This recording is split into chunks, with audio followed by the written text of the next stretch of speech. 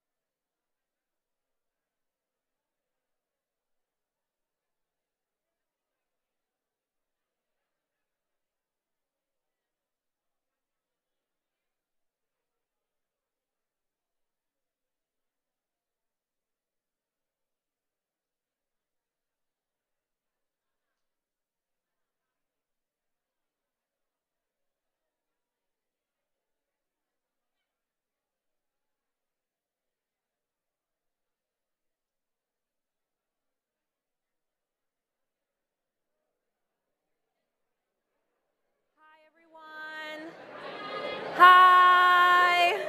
Hello. Thank you all for being here. I've been saying I was really excited for Saturday at 1 p.m., which is right now, because I get to say, welcome to Spring Lobby Weekend 2023. Woo! And I also want to thank you for everything you did to be here. I know I say this every year, but it's important to remind you all that we are a team, right?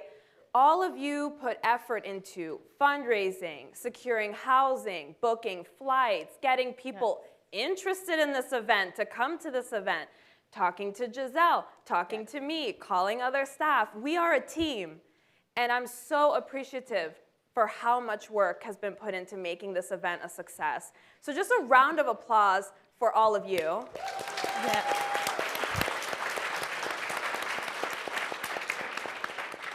Now, I'm obviously not doing a head count right now, but I'll say that we had over 350 people register for this event in person. So I know for a fact there's at least 300 of you in here right now, and that is amazing. We are here to learn, we are here to train, we're here to share stories, and we're here to lobby. On Tuesday, we will be taking everything we learn and putting it into practice, and having 300 plus voices asking for the same thing, advocating for the same thing, is powerful and really important for us to do. So again, for the third time, thank you so much. And before we really dive in, it's important that we do a couple welcomes and a couple acknowledgments as well. So in our work at FCNL, we are the Friends Committee on National Legislation. We find it's really important that in our work, we consistently challenge and dismantle racism and other oppressive systems around us. We're going to talk a little bit about that this weekend. I'll say a lot about that this weekend. And it's also important that while we're doing that type of work, we remember what land we're on and who it belongs to. So I'm going to read our official FCNL Indigenous Land Acknowledgement. You can find it on page 8 of your program. If you have it, you can read along. I will read it out loud. We'll take a couple seconds to let that settle, and then we'll continue welcoming everyone into the space. So again, page 8 if you want to read along in your program. FCNL recognizes and honors the Nacotchtank tribe on whose ancestral land our buildings now stand. They are also known as the Anacostans, who lived along the banks of the Anacostia River, including in several villages on Capitol Hill and what is now Washington, D.C. By the 1700s, the Nacotchtank tribe had merged with other tribes like the Pamunkey and the Piscataway, who still exist today. FCNL thanks and honors the Nacotchtank people and their descendants as we bear witness and lobby in solidarity with Native Americans, Alaska Natives, and Native Hawaiians.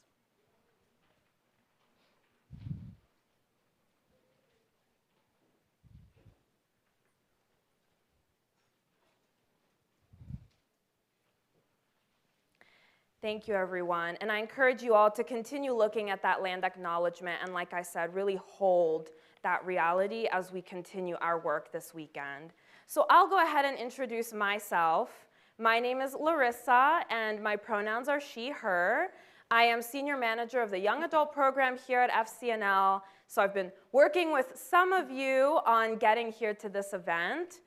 I am an alum of the Young Adult Program, so I feel very strongly about being a member of this community, and I'm always so looking forward to this event. I've been saying this is like the emotional high of our network. We all get to come together and, like I said, share with each other, learn from each other, and advocate together. So after 5 years of being at FCNL, I still am just as excited for this event every single time because it really is a highlight for me. And I'm excited to get to know those of you who I haven't met before. I'll hand it over to my wonderful partner here to introduce herself as well. Thank you. Yes, hello everyone. My name is Giselle López Estrada. I am the Program Assistant for Young Adult Outreach. Pronouns are she, her. And for the last 5 months, I have been connecting and speaking with so many of y'all in the room and with so many young adults from all over the nation to talk about Spring Lobby Weekend. So it's so exciting to finally see y'all all here. And I want to give a big shout out to delegation leaders who helped make it all happen. So do we have any delegation leaders in the room? Come on. Woo! Please stand or wave your hand. Yeah. Yes, that's right.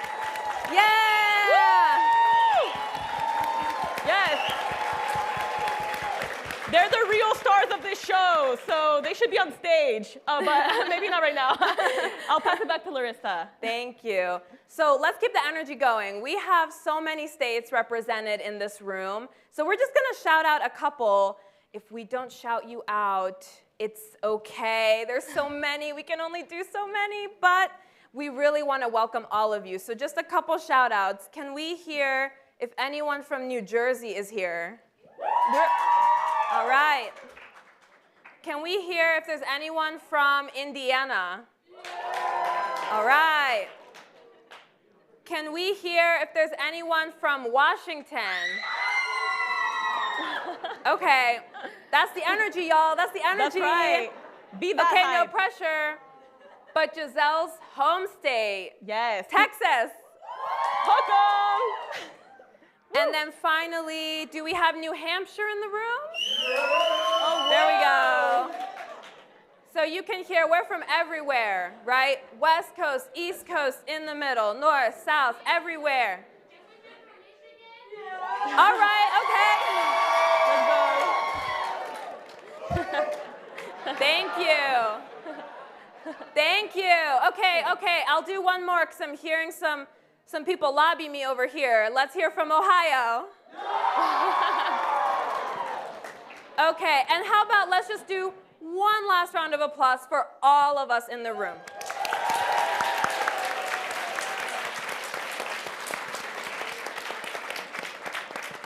All right, so we want to take some time and figure out why is everyone so excited to be here? Let's hear from each other. Let's get started right away having conversations with each other. There are not just 300 plus people in this room, but we have people watching at home or wherever on YouTube. So hi to our YouTube audience. Hello. And they will be able to get in the chat, share their stories, ask questions, and we'll make sure that we answer those questions as well. So looking at the camera for you, YouTube audience, make sure you're engaging in that chat. Tell us what state you're from, where are you calling in from? And why don't you go ahead and say, why are you excited to be here at Spring Lobby Weekend? I'd love to see some of that in the chat.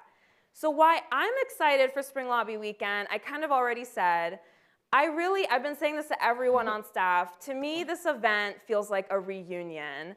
I get to see people that I've worked with for years. I get to see people who I've just met, but we've been on the phone a lot, right? It's like a reunion where we really do get to come back together as a community. And for those of you who have not been here, you get to meet this community for the first time and be part of this amazing event. So I want to meet new faces, I want to hug old faces, and I really do hope that everyone embraces that same mentality.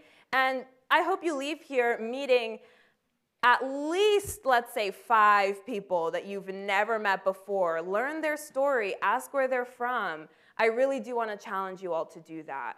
So Giselle, what are you looking forward to at this event? Yes, I am looking forward to seeing over 300 people on the Hill speaking truth to power. Are y'all ready? Yes! Okay, that's great. Who's excited? Come on. Okay, let's have people share. Do anyone want?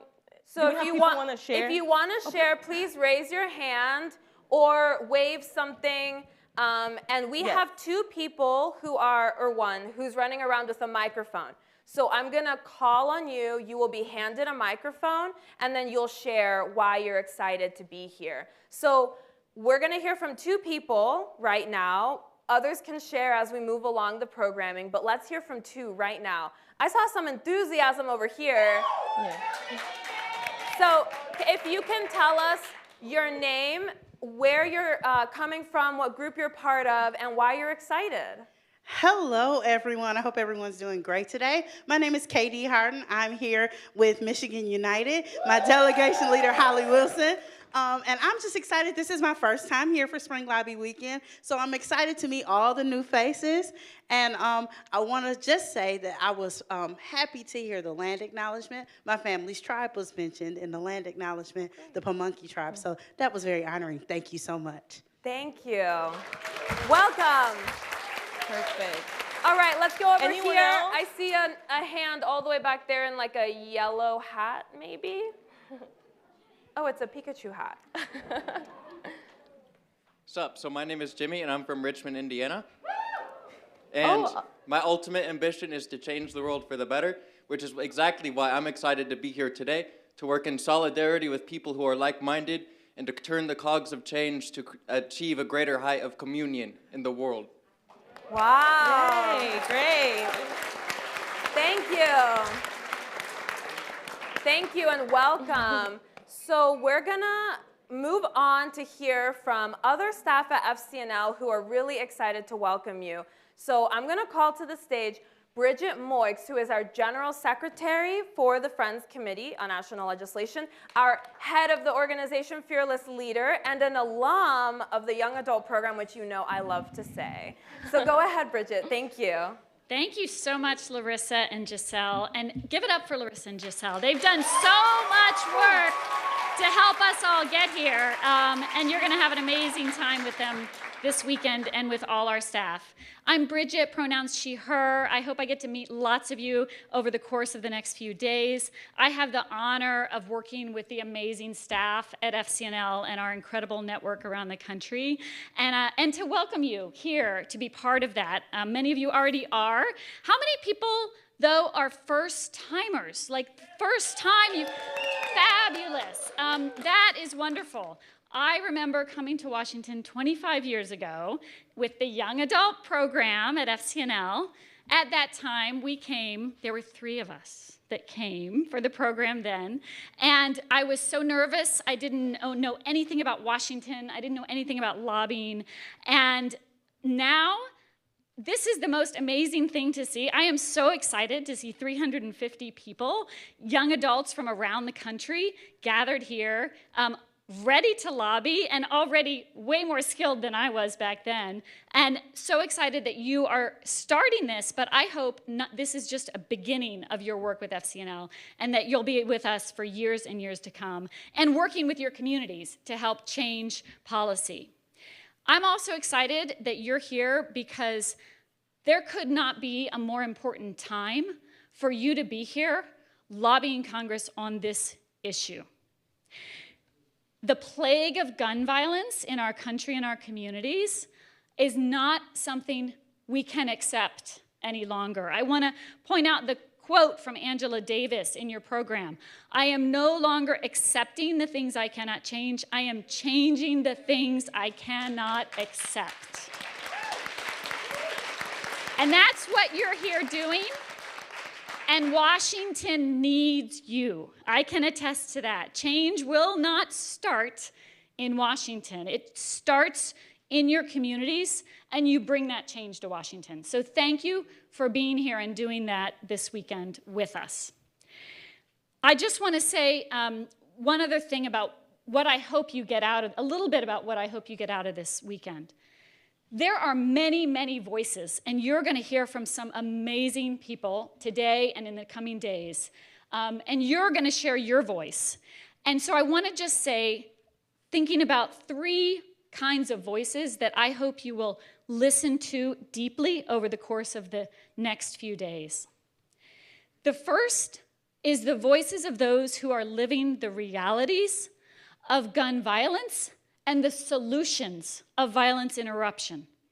The voices of people who in their communities know best the problems that we're trying to address here in Washington are critical and have the solutions.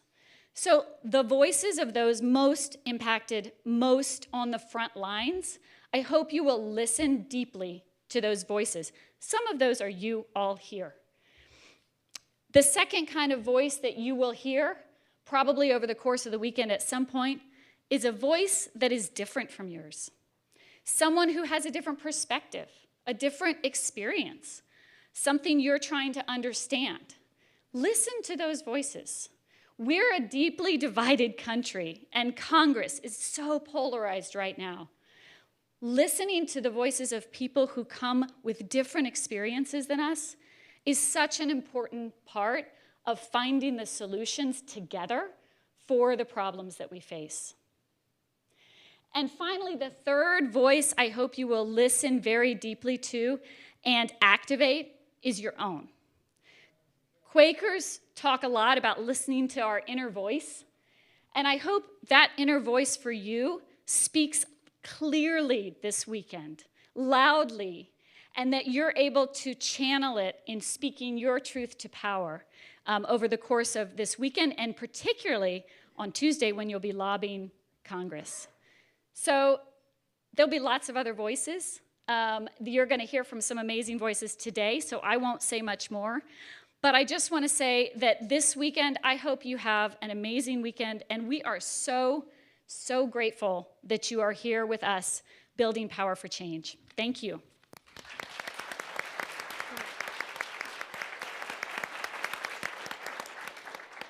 Thank you, Bridget. And I want to just pick up right where Bridget left off. So I'm assuming you all know what we're here to learn about and what we're here to advocate for.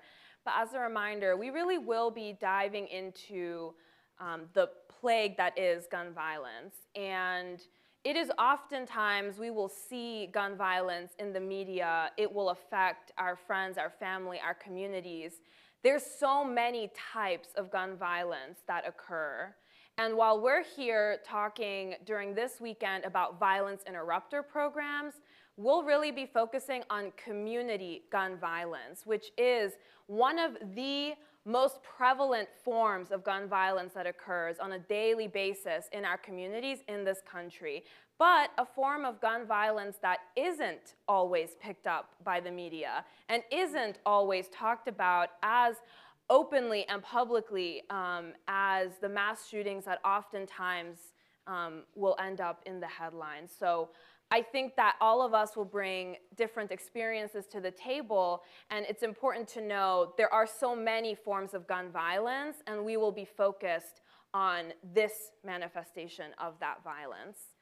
And we are all here because someone said over there, being in a room of like-minded people, right? We are all here because we agree on the importance of our voice in affecting change. And we are also here because we do agree on our desire to see an end to gun violence. But similar to what Bridget was saying, where there are similarities, there are also differences.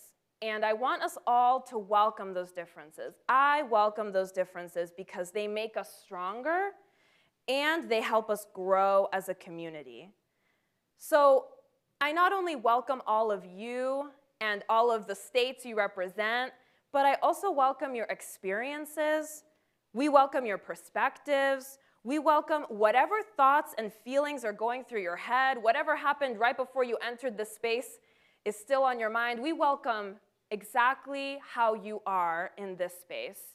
And we're going to talk in a bit about resources that can help you all process things that you might hear or feel some things that might come up as we talk about really heavy topics, right?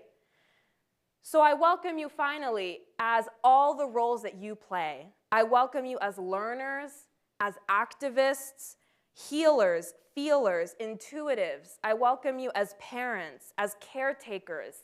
I welcome you as students, as farmers, as artists, as change agents, as magicians, as educators. Whatever role you play, we welcome you. And I really hope that all of you approach this space with curiosity. I hope you are ready to learn with each other and that you're ready to come together for some really powerful storytelling throughout the weekend and advocacy that we will go through on Tuesday, like we've been saying. So like I said, things might come up that you want some space to process, that you need a second to take care of yourself. We know that, and we want to make sure you have those resources. So I'm going to welcome to the stage someone else from our FCNL staff, Lauren Brownlee, who is our Associate General Secretary for Community and Culture, and my supervisor, the person that helps me through my stress during all of this planning, and hopefully she can help all of you as an audience as well. So we're going to welcome her now to give you a little bit of that information.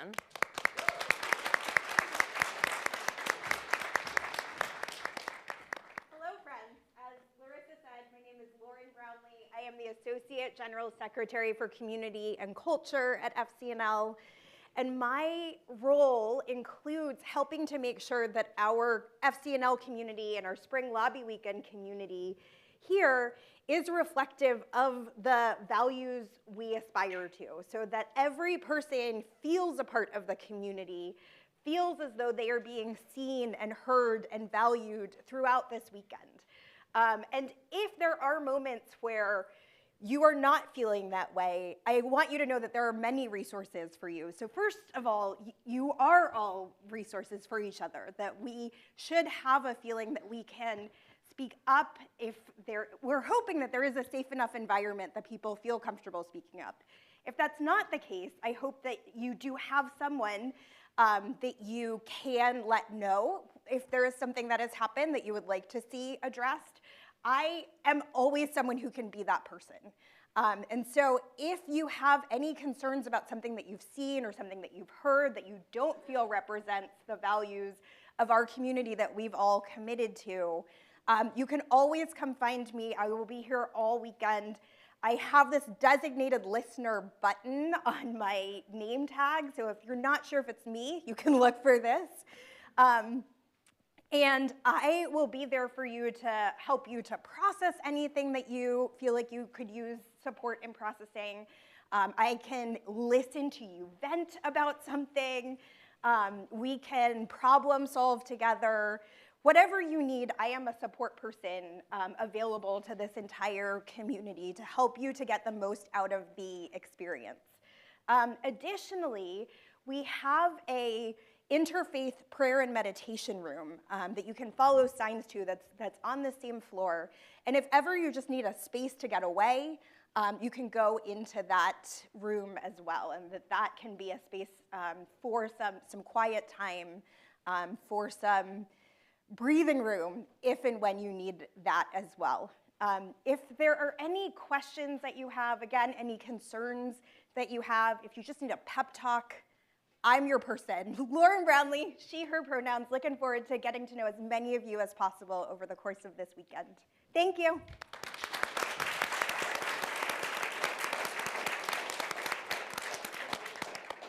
Thank you, Lauren.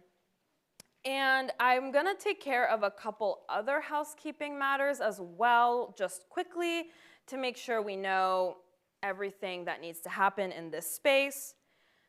Okay, I found my notes. So first of all, this will be a masked space.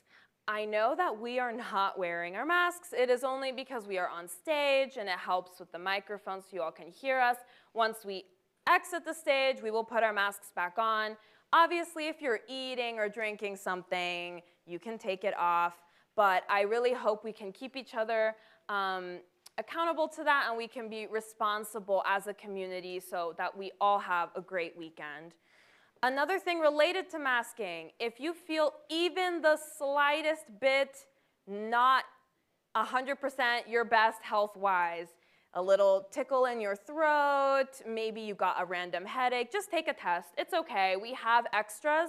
Masks and COVID tests are available at the registration table, which I'm assuming you all went through to get in here. So it's right over there. Like I said, just don't hesitate. It's okay. You can take the test in private in a room. We'll help take you over there.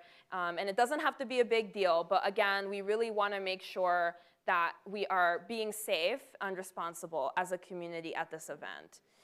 Finally, I'll say that there is no outside food or drink allowed in this space. We want to be respectful of the space and the wonderful National Press Club that helps us host every year. Now, I don't have my name tag on, so, okay, there we go. Thanks, Giselle. You all have name tags. Notice these green tags that have pronouns. Please feel free to grab a pronoun tag. We really encourage it. We want to make sure we're addressing each other correctly. And please remember that pronoun tags are on people's name tags. And just take a look before you address someone. Again, it's about being respectful of each other as a community. We also have these little add-ons to your name tag that says, "Ask me about." You can write whatever. Just make sure it's something that you want people to ask you about. And so why do we have that there? Because we don't all know each other. Sometimes getting a conversation started feels awkward. And so now you know, if you walk up to Giselle, you can say, "Oh my gosh, Texas, do you love it there?" And she'll talk your ear off for half an hour. Yes. So I'll convince you to move. at the other event I put "Ask Me About Bad Bunny," who's my favorite artist. Like, you can literally write anything. Just make sure it's something you want people to ask you about and that it's appropriate for the space. So again, just to facilitate some conversation that's not related to the programming and just related to who we are as people. So what can we expect in the next couple hours? So in 4 minutes, we're going to transition to our Director of Justice Reform, who is José Woss, and he is going to be speaking with, I think, 3 other panelists. We're going to dive into what are violence interrupters. So we've talked gun violence, we've talked about what forms of gun violence we'll be discussing in this space in the larger room, while violence interrupter programs address the community violence that occurs that we're going to be discussing. Violence interrupters prevent violence before it happens. They address violence at its root cause.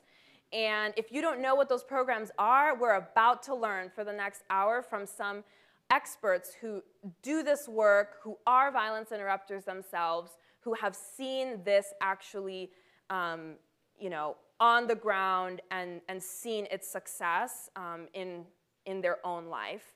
So we're really excited to hear from them. After that, we'll take a half-hour break where we can use the bathroom, stretch, grab water, whatever. When we come back from that break, I'm mentally prepping you right now. I want you to sit with people you don't know.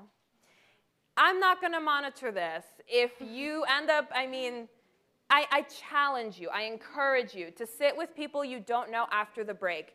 Because when we come back from the break, we're going to share stories. And it's going to be really important that we are hearing stories from people we don't know. We might learn something from that person that we've never met before, and that is the goal. After that, we'll wrap up with some unprogrammed worship, and then we'll be done for the day, and we'll come back tomorrow.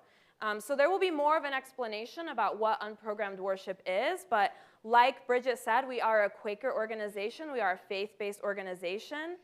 And in our work, there are many practices that are really rooted in Quaker values. You do not have to be Quaker or even understand all of the beliefs that Quakers hold to participate in the practice, right? So really making that distinction between belief and practice and making sure everyone's comfortable.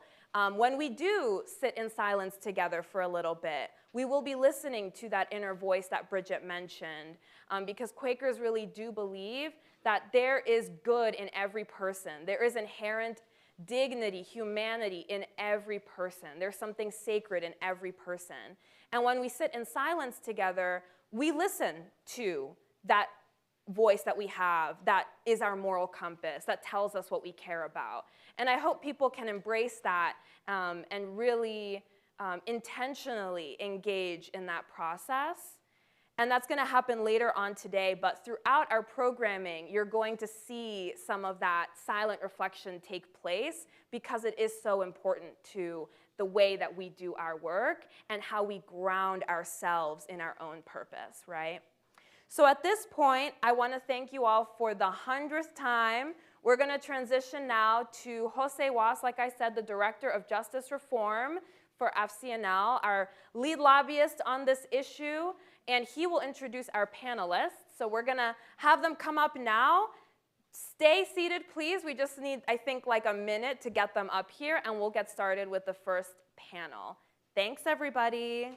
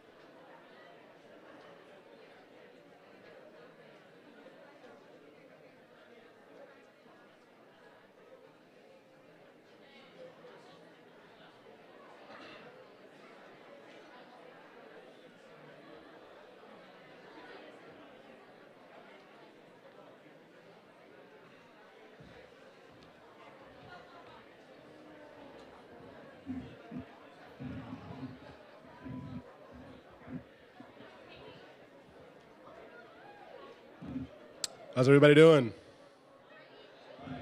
We good? Because I'm great. Thank you so much for being here. We really appreciate your time and attention. I've said this a couple times already, but this is my favorite part about this job. So thank you for coming all the way out here and joining us to lobby on some really, really important issues. And I am very excited that we have an all-star panel to learn about this issue, not just from a policy lens or an academic lens, but actually how it works. How does it work in communities around the country? And particularly, we're going to be learning about our community of Baltimore. And with that, I'm going to allow our speakers to introduce themselves, starting with Ms. Warren. My name is Nicole, Site Director for Safe Street, Sandtown, Baltimore. My name is Greg Marshburn, Program Director for all 4 of our sites. My name is Mikael Kristiansen, and I am the Director of Community Outreach for Catholic Charities of Baltimore. Great. So I did want to start off with some framing. And one place that I think is good for us to begin is something that many of you will hear in certain congressional offices, and that's we spend too much money. The federal government spends too much money. The federal debt is too great. We have to cut spending. You might hear that. And we can have 2-3 separate conferences just on those items, just on those issues. But what I will say is, in response, we can simply say that we are saving lives. This is worth it. For the modest sums we're requesting, the taxpayer sees tremendous benefit across the country. So if that does come up, just keep that in your back pocket. You can use that, and that'll be effective. More specifically on these issues, however, communities like Baltimore, New York City, where I was born and raised, Los Angeles, and others, they faced economic disinvestment, diminished government funding and services, and the wounds of generational trauma left to us by white supremacist systems. We can spend several hours discussing just that one sentence, but I wanted to frame this enlightening panel discussion we're about to hear, because that exists at the root causes of everything that we're talking about. Now, I want to start us off with a pretty important question. What are violence interrupters, and what do they do? And I'll direct that first question to Mr. Marshburn. So, violence interrupters are individuals who once previously used to wreak havoc in their communities, used to sell drugs, they robbed, they stole, they shot people, they've been to prison, and they're individuals who want to change their life, who was taught conflict mediation training, conflict resolution training, and we believe that that we the antidote against the disease of violence. So now once we teach them that training, we take them, inject them back into the environments where they once used to wreak havoc as the antidote against the disease of violence, and now they're credible messengers. So when you see individuals that's out there shooting and doing whatever they're doing, like, we can speak to them because they can't say, I don't know you, or who are you, or you don't know what I'm going through, because they know us. We watch them grow up. We know their grandmothers, their aunts, and we just individuals that do this job unselfishly and courageously, right? We on the front line. We don't have guns. We don't have anything. Our guns and our vests are our credibility and us being unbiased in those situations. So we people that used to perpetuate the violence, and now we mediate conflicts to resolve the violence, and we put ourselves literally in the middle of situations to avoid them. I did forget to include my congratulations. Ms. Warren was recently promoted to site director at the Sandtown Winchester location. Thank you. Yes. Thank you. Previously, and I don't know if I'm being controversial by saying this, but she was one of their best violence interrupters. And I did want to ask, can you, thinking from the perspective of somebody who doesn't know what a violence interrupter is, can you walk us through an average day? Yes, average day for me is getting up, coming outside, nice day, and then you hear somebody say, I'm going to kill him today. So now you're trying to figure out who is him. You know, because you know the kids today, they don't use names as my man's, and so you got to study him. And so now I got to find out who this person is so I can try to save his life, right? True story. Let me show y'all how it worked. I came out, go to the store. I hear the kids saying, he went back to Philly. It's a little kid that come from Baltimore, came back down here to visit. He started hanging out with the drug dealers, and he took some packs. If everybody know what packs is, pills of drugs. And he ran back home, ran back to Philly. So I had 3 individuals that's high risk, right? They steal a car, now they're on their way to Philly. So the young kids, they're going up there to kill them. So mind you, I'm in Baltimore. They in Philly. So I don't know who runs ceasefire or whatever going on in Philly. So now I got to find a way to get to these people who's doing the same thing that I'm doing to help me.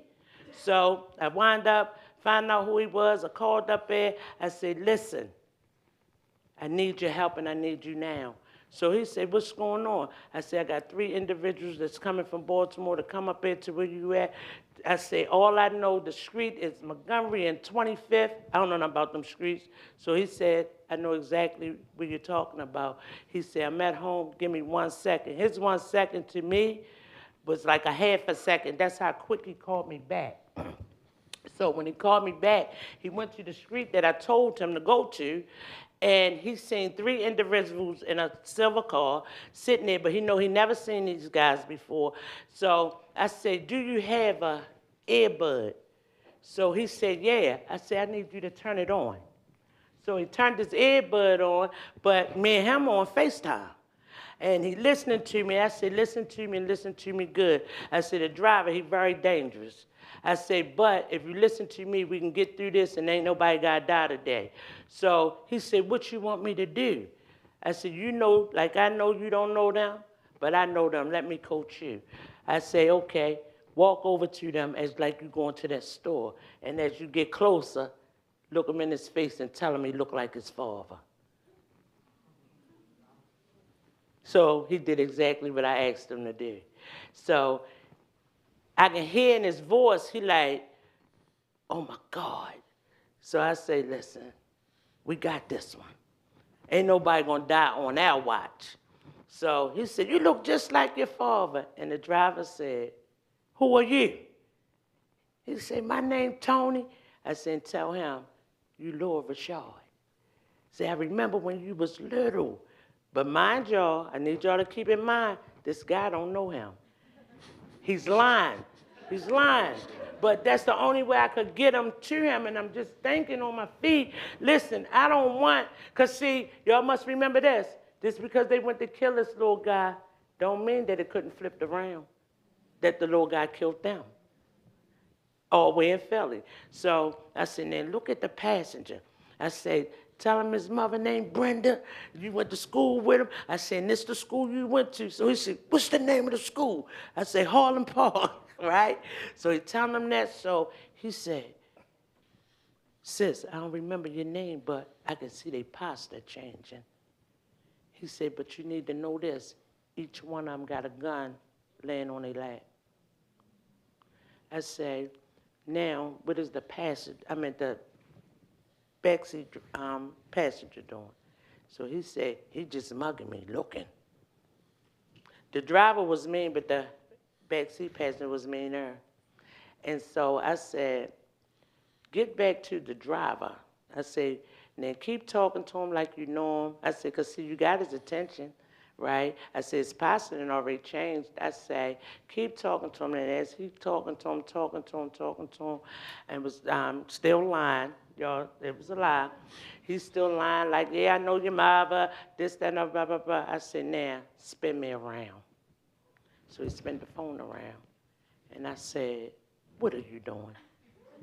And he said, oh, my God, they rats. They rats. Why they going to call you? So he's going off. And I said, no, I need you to listen to me. I said, why are you all the way up there? He took something from me.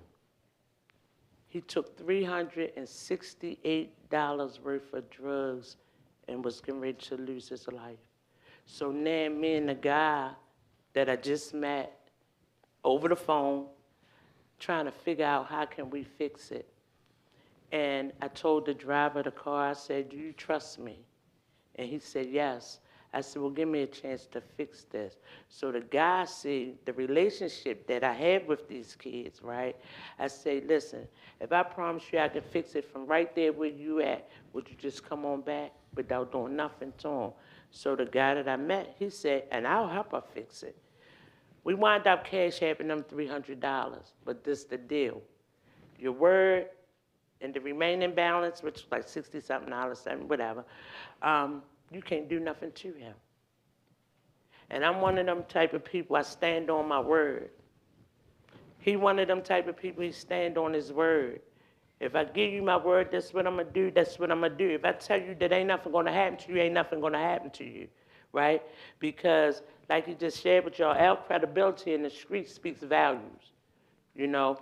And make a long story short, those guys came back here, didn't do anything to the little guy, and the little guy had visited his family members in Baltimore without anything being done with him, you know. And it's also a flip side when you think that you're diffusing something, right? And they give you their word, but there's always one say, why are you listening to them? The kids from our area, they call that a battery in your back, right? So how about this? How about somebody walking up to me and handing me a phone and say, the only reason, I'm gonna use my boss, the only reason Gregory Marshburn didn't die today is because you were standing there. True story. I left to go to the restroom. What time I got to the restroom, the shots rang out. Boom, boom, boom, boom, boom, boom, boom, boom. And when I came down the street, the guy was shot. But as long as I stood there, he had a chance. Wasn't nothing going to happen to him. So a few days later, because it was worrying me, I'm trying to figure out, I was out there. How did he get shot? And that's when an individual handed me a phone that I didn't know. So I said, put it on speaker. And when he put it on speaker, he said, if you would have just stayed a little longer, because they had a direct order not to shoot him long as you was outside. And so it's like when they see me coming, they say, here she come. Here she come. Listen, as you know how our mother say when we was younger, I don't have no cut cards. It's about saving a life. This is real. It ain't just bad where we at, it's bad everywhere. You know, so what I'm trying to say to y'all is this, right? You gotta study these people. You know, you gotta build a relationship with them. You know, if you don't know them, find somebody that know them, that if they trust that person, they'll learn to trust you. You know, and there's nowhere that me and him can go that people just fall in our lap telling us stuff. You know, so my thing is, you just gotta be mindful what we're dealing with this day and time. You know, it's real hectic sometimes, but I don't give up. I don't give up. I come out sometimes, me and my little Yorkie, 4 o'clock in the morning, he'll tell you. Know why? Because if I got a shooter on the street, I want to know what they're doing. Because, see, if you got a shooter on the street, he's going to roam all times of the night until he try to get the individual he's after. So you need to study him. You need to know where he at. You need to know if he ate out of a restaurant. You need to know who he was talking to. You need to know if he's staying in whoever house. You need to know all of that. Because guess what? If you don't, it's going to fall right back in your post. It's going to fall right back in your post. And violence is just like HIV, Ebola, you know, once they found the cure, what did it do? It pushed away. You didn't hear about certain stuff no more. And then that's how violence is. It'll leave this area and move to that area. You know, so you got to be hands-on with it.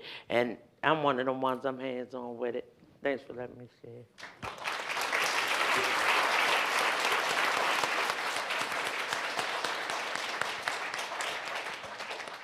That is not the first time that I've heard that story, and every single time it gets more powerful, and I learn something new. And just to put a finer point, someone could have been killed over less than $400.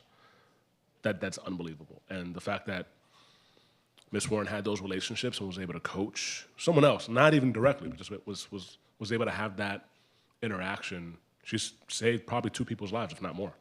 So thank you. Thank you. We've begun to touch on this a little, but I do want to maybe dig a little deeper. Can we talk about why is violence interrupter funding a racial justice issue? And I'll start off with you, Mr. Kristiansen. So just from working in Baltimore, I think the neighborhoods that we work in are dealing with decades of, if not centuries of, disinvestment, injustice, neglect, racial, racist structures that put people on conveyor belts into incarceration. And as I mentioned, we work for Catholic Charities of Baltimore, which is an organization that does other things as well. And when we were thinking about, how does Safe Streets fit into this picture, we were thinking about all the trauma that we encounter in our other services for people experiencing homelessness, for people that need behavioral and mental health, for people with disabilities, for immigrants and asylum seekers. The kind of common thread was that people were experiencing a lot of trauma in our city. And a lot of the trauma that happens in our city is because of decisions, white supremacist decisions that have happened over a number of years. If you look into the redlining in Baltimore, it's pretty spectacular. If you look into, Baltimore has been a history where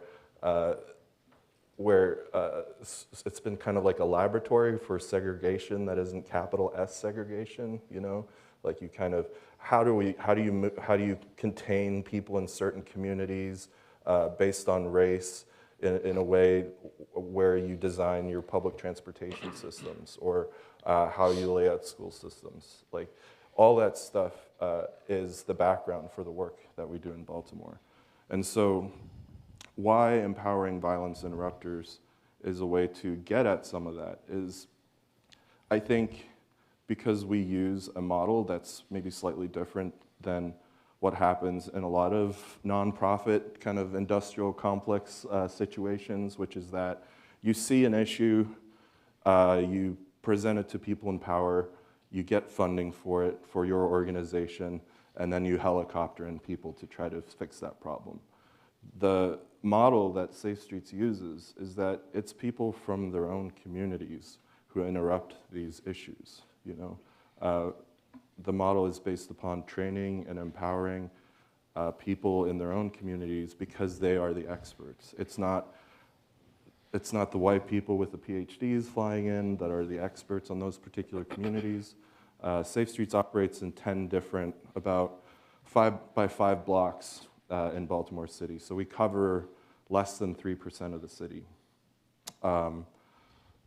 But for each of those sites, the violence is significantly different, that you do really need local experts to mediate that violence. So in that sense, recruiting and training violence interrupters is empowering people from their own neighborhoods to deal with issues that we expect police to deal with, or we expect, frankly, like other people in the nonprofit world to deal with. Sometimes that scares people when we look for funding and support outside. They're saying, your model's based on hiring people that have all these difficult backgrounds. They might have backgrounds with the criminal justice system, might have been incarcerated themselves, but it's like Greg shared, it's exactly what makes them good at their jobs. People can look at them and say, I see that you've done something with your life. You're credible in this situation. And so the work that our teams do is not just to intervene in that particular situation that happened. And this story that Nicole shares, you know, these are stories that we have every single day, you know. But it's the ability to present new norms in own communities. So you have folks that maybe had caused havoc in their own communities coming back and saying, listen, you know, there are other opportunities up there if we kind of take charge of this disease that's happening in our own community. There was one final thing I was going to say on that, and I forgot. That's okay.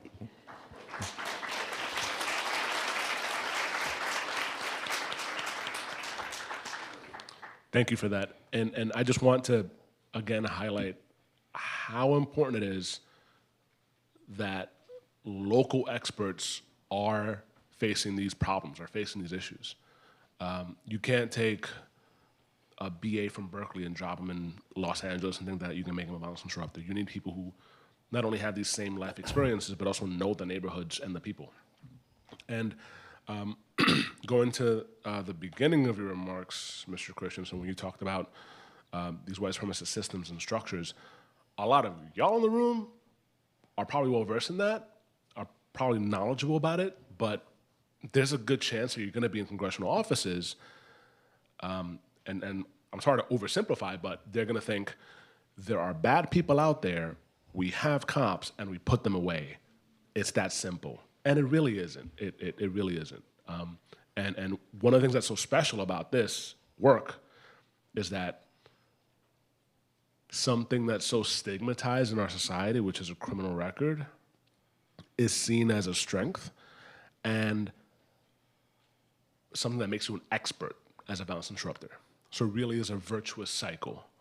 You're taking something that a lot of people think is a bad, and you're making it into a good, and then you're saving lives. That's what's so powerful about this. Yeah.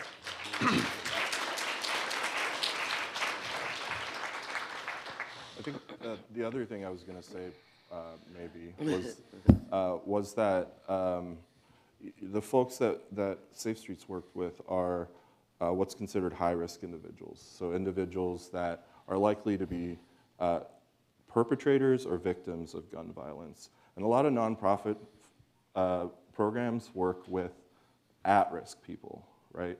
So folks that are in situations where, you know, maybe they might start making certain decisions or not, and, you know, you're trying to guide them in a certain way. We would love for the people that we work with to go from high risk to at risk to low risk, you know, and to give them that an opportunity before the criminal justice system sweeps in there and puts them away in prison or someone gets murdered, is interrupting the systems of, you know, the structural racism that I think keeps people from having that level of mobility. So.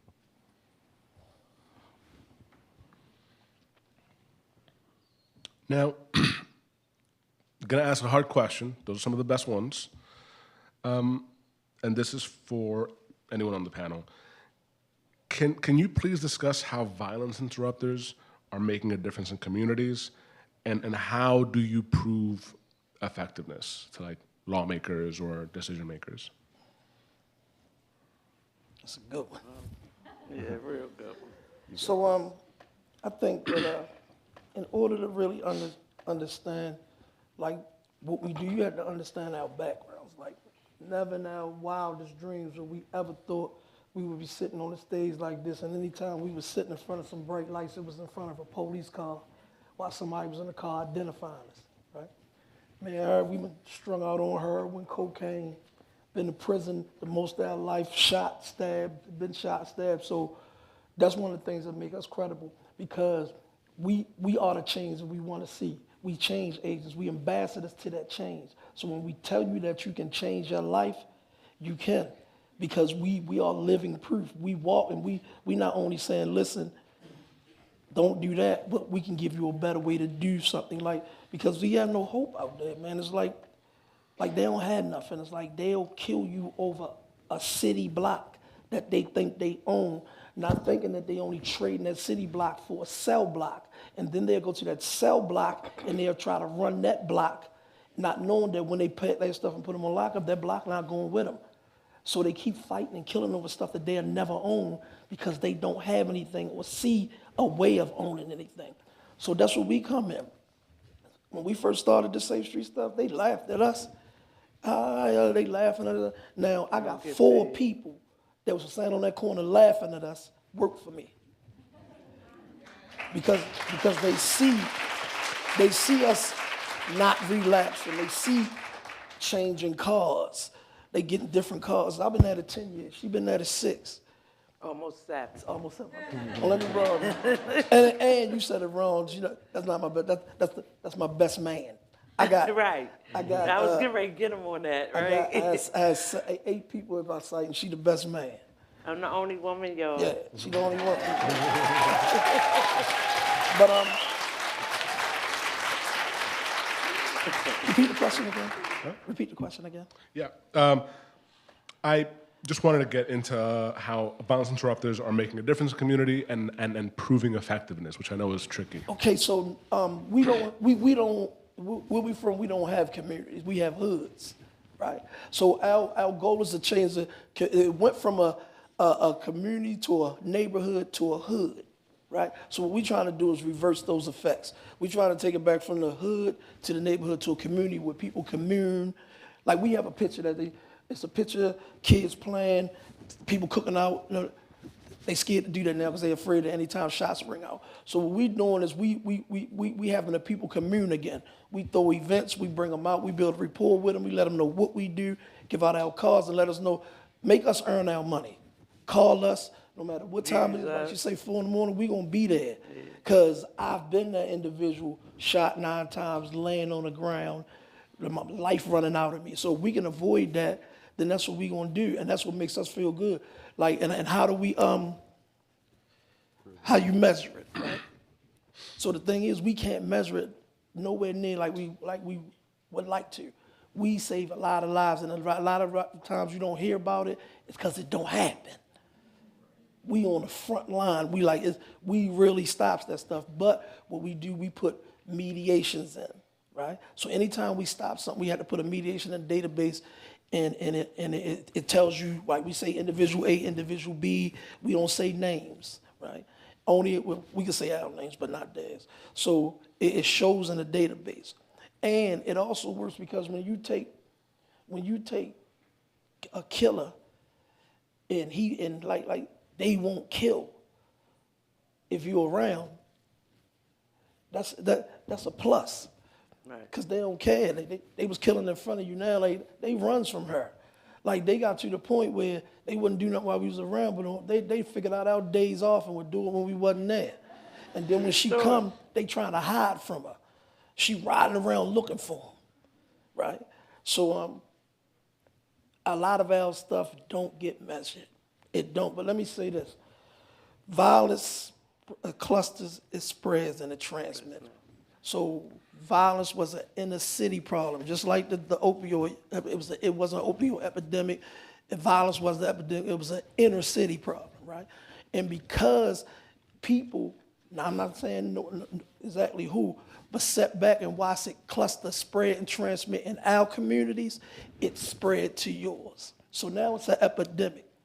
So I implore you and anybody else that y'all can get to assist us in what we do, because we are it's like 80 of us. That's 80 people that's no longer robbing, killing, shooting, and all the people that we were misinformed previously. So all the people that we misinformed, now we are deprogramming them and reprogramming them to follow us now. We was always leaders. We was just leading astray. We're not leading astray today. And this work down here helps y'all up here. So, yeah.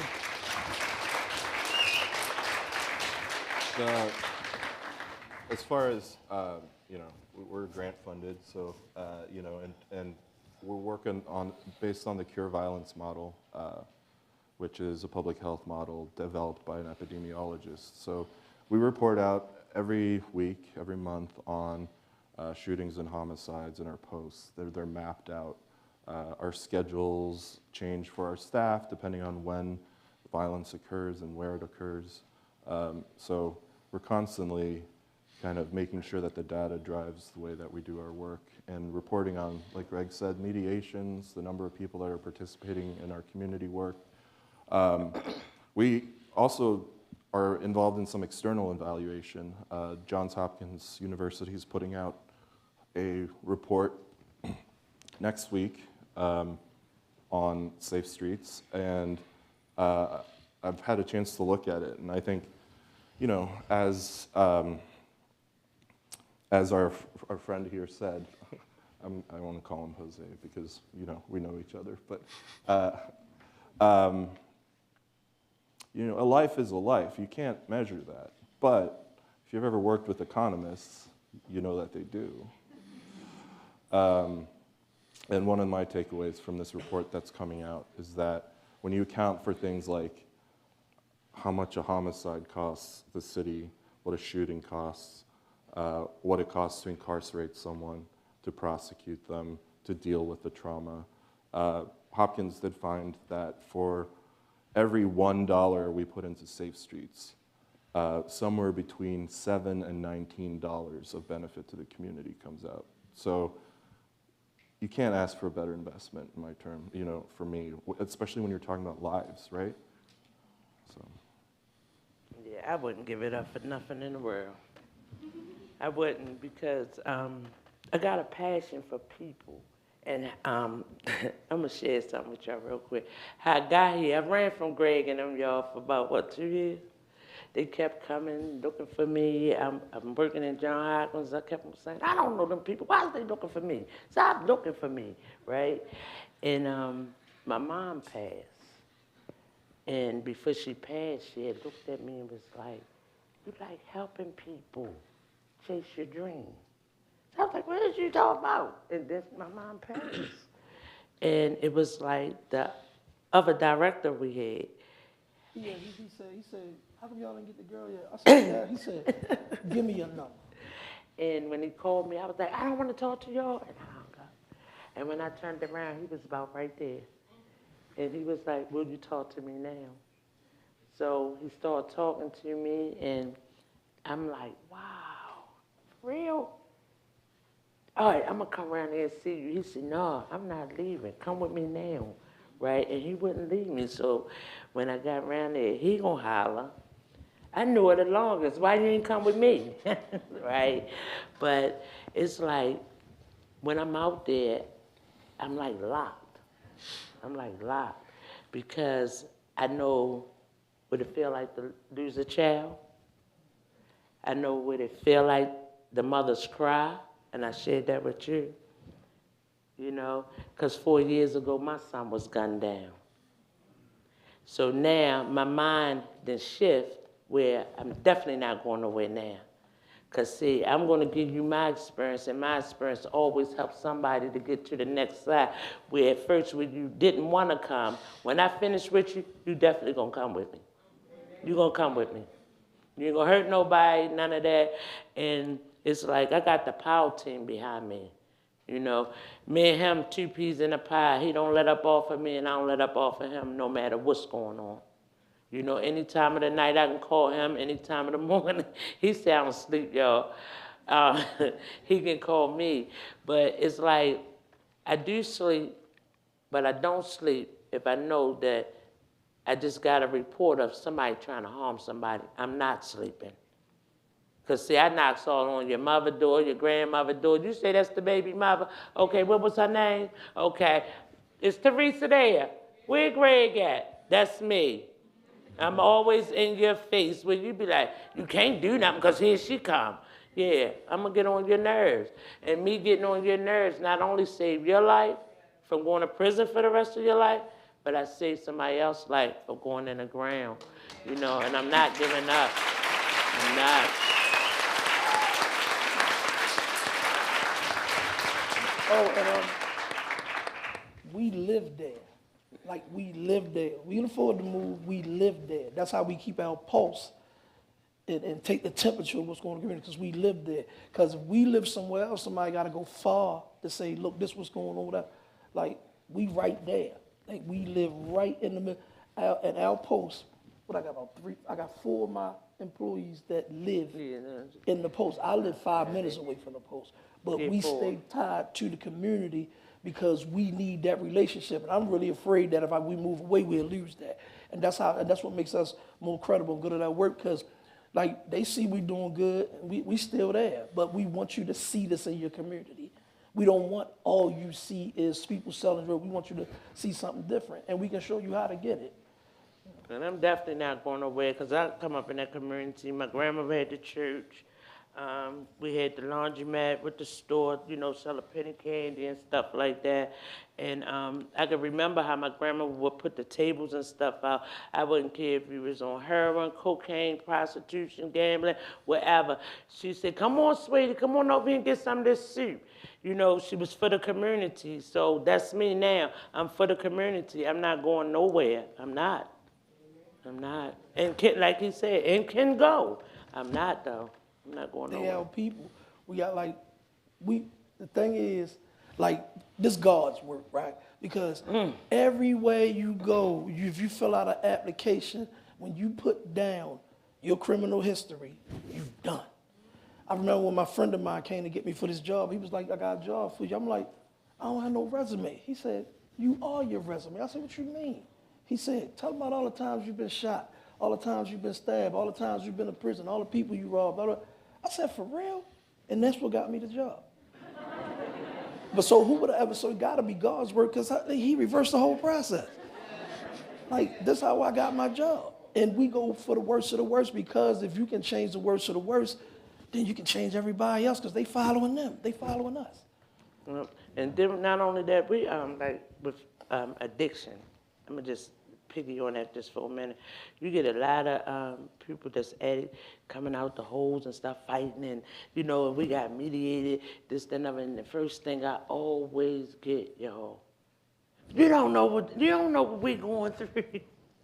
And I have to tell them, I do. No, you don't. Look at you. Well, how I do addiction look? See, you're looking at the part that I got a house, I got a car, this, that, and the other. I've been had that stuff. We're not talking about that. I'm talking about pain is pain, you know? And a lot of the violence come through the addiction. I don't care if it's marijuana, I don't care if it's perks, the pills, or dope or cocaine. It comes through that, because this day and time, these kids got all type of mental health problems, this, that, and other, that ain't never been dealt with, right? So they compress it with marijuana, alcohol, and the new trade is what? The Mollies and the E-pills and the Percocets, right? So it give them a false courage, right? Where, see how you looking at me? First thing a female will look at you that's high will say, why is she looking at my face like that, right?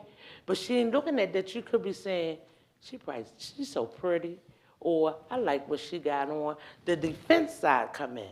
So they don't know how to communicate, so what they gonna do? Start an argument.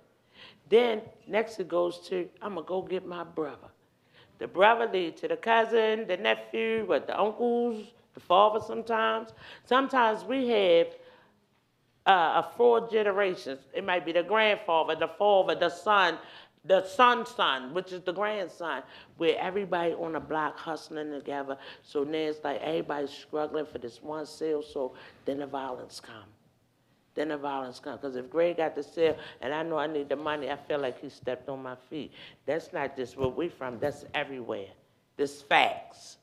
This ain't something somebody told me, I see it, I have lived it, you know. So you basically gotta focus on the people that's out there doing wrong. You want to get them first and give them some type of resource or whatever, you know, so that they can change their lives. If they need treatment, give them that first, then give them a job, you know, because everywhere you look, it's always going to be the grandmother, the mother, the sister, the nephew. Everybody hustling together right now. They're starving. So you got to give them something before you can take it from them. You know, and my thing is dealing with the people we deal with. If y'all own some businesses, Look in your community. Some people know how to do floors. Some people know how to do that. Give them a chance. Give them a chance. Because somebody definitely took a chance on me and him. Give him a chance. And we proved that it worked. We proved that it worked.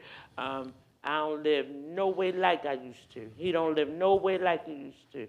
You won't catch us out of pocket doing nothing that we don't want to see you do it. We definitely ain't doing it. If it's good for us, then it's going to be good for you, you know. And it's just about the respect is gone. We got to bring that back.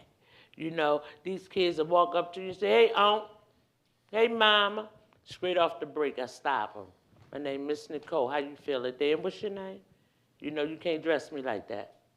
You know, so it got to start somewhere.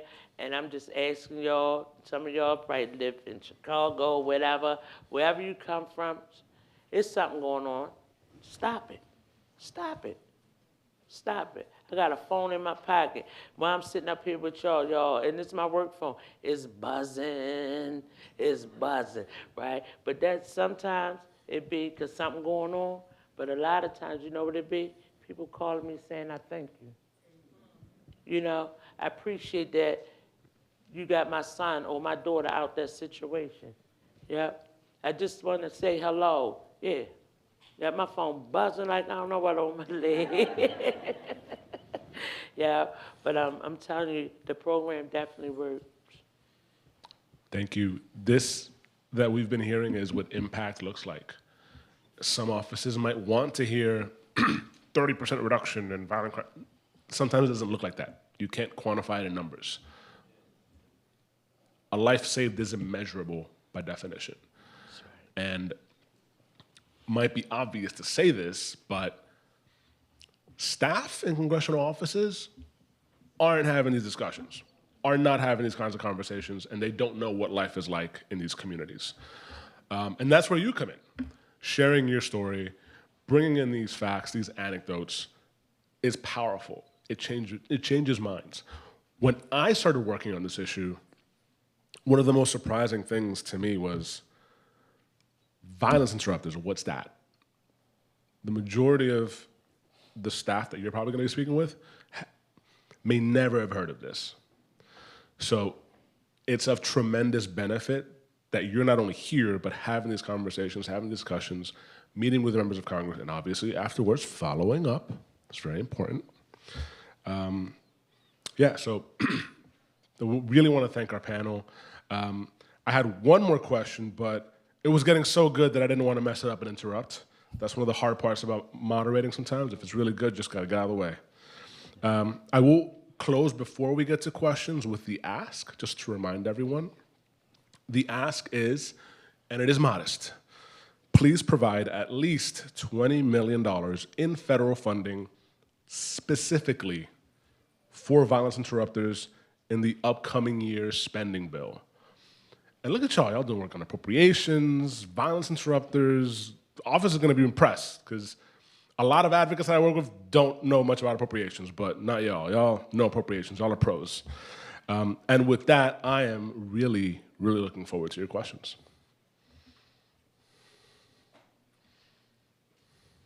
Actually, before that, can we please have a round of applause for our panel?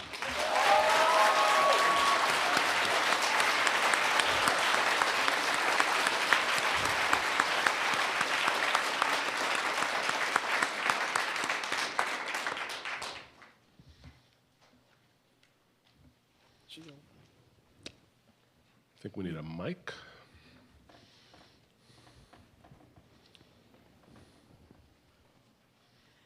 I just want to thank you all for sharing that. I'm from Flint, Michigan.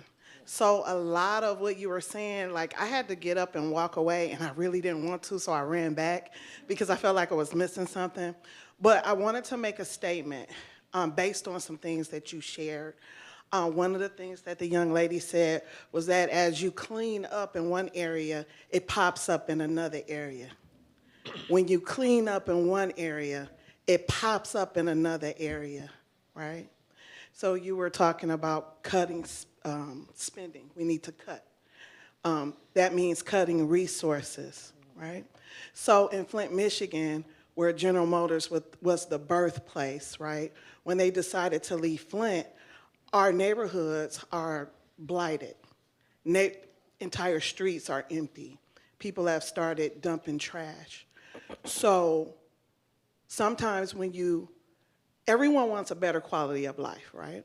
So if you have people in your home who are out gangbanging or whatever it is they're doing, right? And you decide you want to move out of the area because of economic development somewhere else where you can do better for your family, you're going to take everybody from your family, right? So if the mentality is what's happening where they were, they're going to take that to the neighborhood. So a lot of times we're cleaning up our own neighborhoods because it's blighted. Some of us can't go anywhere else. It's legacy. It's been passed down. I spent all my dollars in retirement, so I can't afford to go anywhere else, right? So we can't wait for the resources because they've been cut, right? So we have to clean up our own neighborhoods. And before it looks like violence, it looks like blight. It looks like no schools. It looks like a food desert, right? So you think about all of those other things. And what I found is that it's hard sometimes to get your own people in the neighborhood to help clean that up because they're study trying to move out. But again, let's go back to what I just said. Everybody wants a better quality of life. So now there's an out for the family and we go. So we take all of that. So instead of waiting for someone to come to your neighborhood, the spillage, the spillover, then now you have to worry about your safety. And maybe you're living good, so now that looks like dangling a carrot in front of them, right? So what's gonna happen? The tendencies are gonna come out. The stealing is gonna come out. You feel unsafe, right? So if you help us clean up our own community, we won't come to your community. So I'm just saying but I mean, everyone in here has someone they can identify with this, right? And so a lot of times people are bussed in, young people are bussed into Flint that don't look like me, but they help us clean up our community. And they come from places like Catholic Charities, right? The churches have brought them in. So I say thank you for that, but we need to be mindful that we need to do better as a whole. Your community may be good and safe now, but that's not always going to be the case.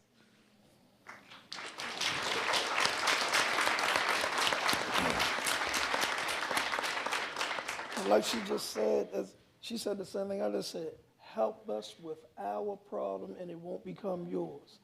Had inner city violence and drug epidemic been addressed when it was only in the city, it would have never made it to the outskirts. They would have never found their children dead under trees with needles in their arm. They wouldn't have had a champion for that. They wouldn't have had to fight not to let their child have died in vain. See, so you got to stop it when it's small, just like you said. It start with blight. They closing the markets, they closing the schools. They can't go to school. They don't want to go. Then it's like we segregate ourselves. I don't want to go over there because I don't like them over there. So now I ain't going to school. So I ain't got nothing to do but hang out on the street and sell. And now somebody gonna send the drugs down the pipeline and they gonna sell it. So you got to see something small before we get big and address it. This is why, like she said, the violence goes somewhere else. When you drop us in a community, violence decreases more and more every year. But the number of murders may stay the same because we're pushing it outside of our posts and our borders, where it is nobody to say, hold up, wait a minute, come here, brother, don't do that. It's nobody, because she like a mother. She can nag you to death. And that's what she do to people, and they hide from her. I literally see them hide from her. And so because of that, they go somewhere else. And so if we are in that community as well, then we addressing it holistically. We only cover 2.9 miles of Baltimore City. And so we're pushing it out of our borders. We still, we reduce shootings of homicides. We're not going to stop it altogether because it's still surrounding circumstances that make people feel like they have to do this to survive. So that's why it's a need, like you said, we want to stop before it gets to the justice system. So we do everything in our power. But once it get there, we step back and let them do their job. We don't have any relationship with the police, but what we do have for them and what they do have for us is a respect. It's like they will be there, but they will allow us to do what we do. If we can get it done, then that's good. But if we can't, We step off, they do what they got to do. But it definitely worked. Y'all just had to, you got to try something different. Because we've learned that, because violence has changed. Some of the techniques and tactics that we had 10 years ago when I first started don't work no more. You had to enhance them because the reason for violence has changed, right? So we had to address that. So it needs to be addressed. You like you said with $17. If you take that $17, right, for every murder, we had 350. You multiply that times 350, then Chicago might have 700 something. And that's a lot of money that you're saving. So stop, if you're spending, cut your costs, you can't cut the spending. And I did want, just to give everybody some scale, when they say less than 3% of Baltimore, Baltimore is over 600,000 people. That's a lot of work to do. So just wanted to give you some idea of scale. And next question, do you want to go over here? It's in a mic. Trying to get on my section, sorry. Hi, thank you all so much for speaking. I wanted to ask, how do you take folks from going from this level of where they feel like they don't have, I guess, anything really to live for? Like, that's why they're in these situations, right? They're in these situations because they're like, you know, looking for community. They're looking for, I don't know. I feel like I don't want to speak for people that I don't know that situation, right? So I'm not going to say that I know. But what I'm trying to say is, I think after you take them out of that situation, how do they go from that to really being able to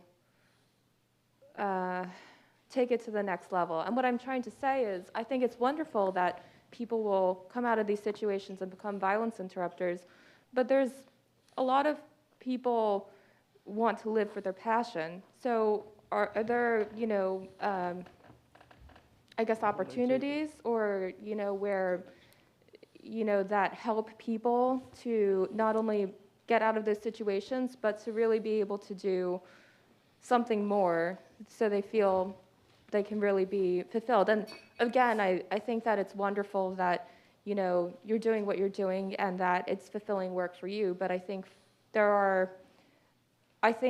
you know, it would be amazing for people to see, oh, I have opportunities to not only help change the way it is for other people who might go down this path that I've gone down, but also opportunities for people to say, oh, you know, I can really do and be whatever I want to be. If I want to be a teacher, if I want to, you know, own a business, if I want to, whatever it is that they want to do.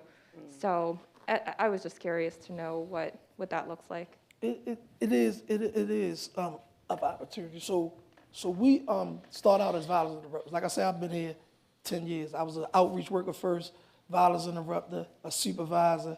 Then I got hired at Charities as a supervisor. Then I went to a director over one site, now I'm a director over 4 sites. So I have been constantly developed and elevated, right, in my work. And we just us being here today is breaking a barrier, right? And we constantly show people, like, people in the community were so happy for her when they found out she was director because they remember when she first started out. So again, we change things. We being the change we want to see. And Charities always is developing us. Like right now, I only been a program director since January, but I already got my eyes on the next position. Because, see, when I went up, I pulled her up. And she gonna do that to the next person. So I don't expect, I'm making way for people. And we gonna constantly pull them up. We already identified people in the community who are who we used to be, and who we see something in, and who we plan, we developing them. Like right now, I have a guy we had to leave behind. I don't have a supervisor right now, but we keep putting him in supervisory situations and roles because I'm grooming him. I already let him know what I want from him, and we left him behind, and he doing what he got to do. So we constantly putting people in those positions, and even the people in the community. See, the model is we interrupt and intervene in potentially violent conflicts. We identify and treat the high risk. And then the third prong is the most important. We mobilize community to change behavioral norms, which is their thinking. We can mediate many conflicts we want to if we don't put something between the act and the thought, right? So what we do, we change that thinking. Like, I no longer believe, and it's hard for me to believe that I used to believe that it was okay to go shoot somebody. I used to believe it was okay to shoot me. I went to court and got on the stand and cut the guys loose that shot me 9 times because that was the honorable thing to do according to the street, right? Because I'd done something wrong to them guys. I picked the wrong guys on the wrong day. They weren't bothering me. But the bottom line is I got a badge of honor for that.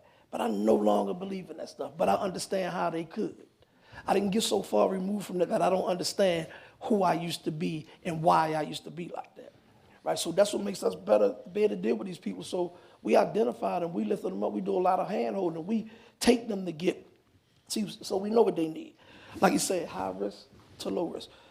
Okay, what you don't have, ID, birth certificate, social security card, GED. Okay, we know you need ID, social security card, and birth certificate to go take the GED. We're gonna take you and get you, we paying for these things. That's why you need to fund us, because it's going back to the people that we're trying to stop from stealing the car and driving to your community and decide that they want to take from you because the people, you look like you got money, or y'all live over here, y'all gotta have money, right? So we doing our best to address those issues again down here so that it don't get up here.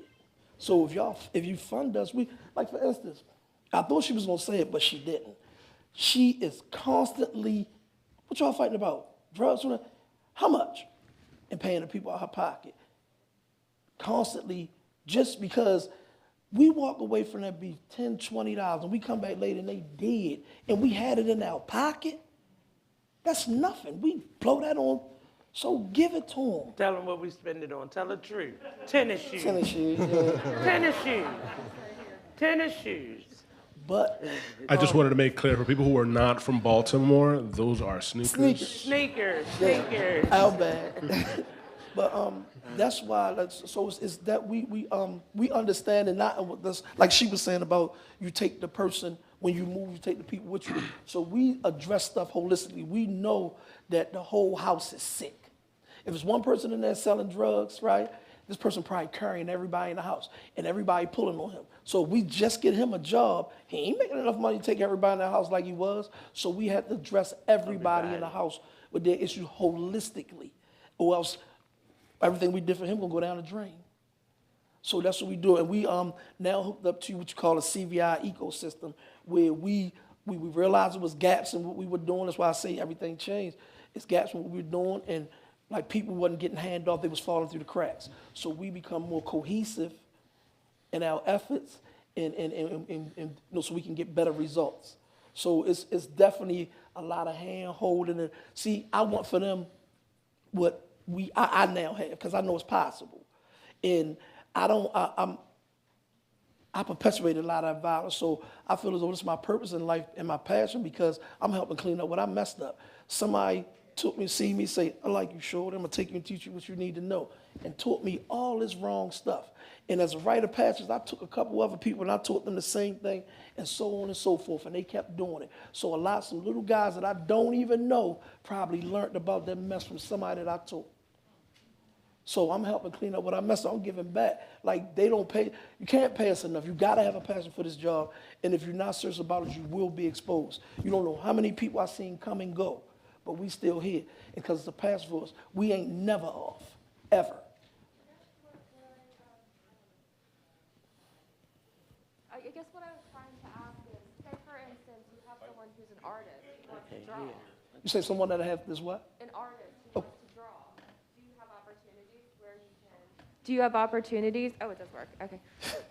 Do you have opportunities where they can maybe like draw and like for the organizations that are doing this kind of work, or have a gallery in the community or something like that? I'm just saying, as an example, if you're really passionate about that, maybe that's a form of not only therapy for you, but that's really something that's going to maybe do that much more for you. I would wonder. So we make partnerships, right? We have partners, community partners, right? And I'm smart enough to know, like, even when we was out there using drones, we was very resourceful. So some of the things you have to leave behind, but some of the things you can take with you. And our resourcefulness is something that we took with. As hard as we went out there in those streets, as hard as we go for this work. So, and we smart enough to know that we don't have to know everything or everybody. We just need to know somebody who know the person. So even if we don't have the resource, we gonna find somebody who do have it, and we're not gonna stop because of that. What you just said, all this painting, because we got people like that, and this is what they want to do, and this is what keeps them calm and keeps them peaceful. We gonna get it for them. Because when they say, I haven't seen you, where you been at? Oh, Safe Streets did this for me. And they, so you think, yeah, come on, I'm going to take you around there. That's what we want. And then we post them as success stories, right? We let everybody know about them.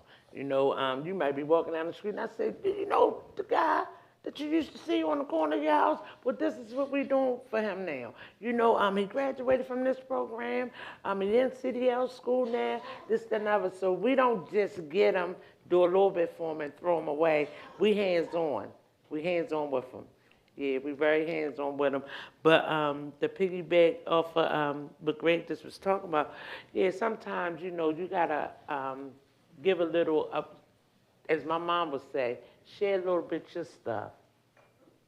And stop worrying about other people's stuff. Because, see, what you share just might be just enough of what they need, meaning that the money that I get them people or pay a debt for them, I don't even pay it no mind.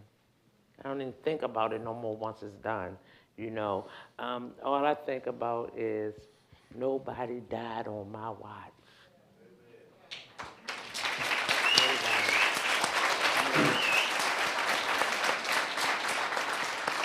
So we do have to wrap it up, but I did, if we may, want to take one question online. Kristen, do we have any questions that I might want to? No questions online? Okay, well, this has been incredibly powerful, and I just wanted to thank our panelists again. If we can have another round of applause. Thanks for having us. Thanks, y'all.